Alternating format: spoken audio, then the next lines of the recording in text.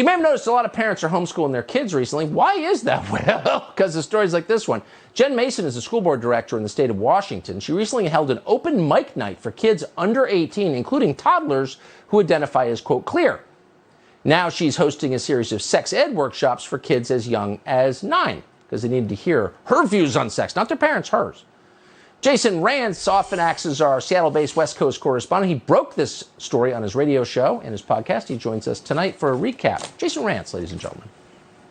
Oh, this story is so much creepier than I think people realize. So Jen Mason is inviting parents to bring kids as young as 9 years old to a private workshop next month. It's titled Uncringe Academy, and it's billed as an inclusive sex ed class, which she says offers, quote, empowerment and information rather than shame, fear, and judgment.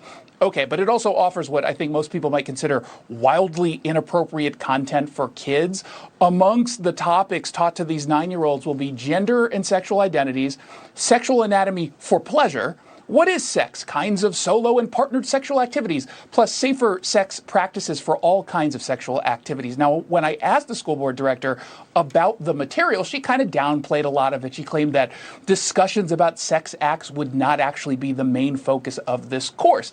But how does she define sex to these kids? It turns out rather nebulously. She told me in part, sex can really be any activity that a person does with themselves or others to become aroused. There's no such thing as real sex, and it's okay if your definition of sex is different from someone else's, a woman after Bill Clinton's heart. If you haven't been creeped out up until this point, how about this?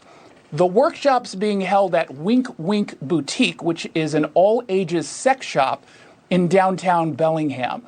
You see, when Mason isn't actually serving on the school board, she runs Wink Wink as the owner, where she's also a sex coach. So these kids will walk past edible lubricant and suede floggers and sex toys named the Womanizer on the way to learn about inappropriate sex topics. I don't understand. You talk to my 9-year-old in graphic ways about sex in a public park, I punch you in the face and call the cops. You do it in a school and I have to pay your salary and shut up? How does this work?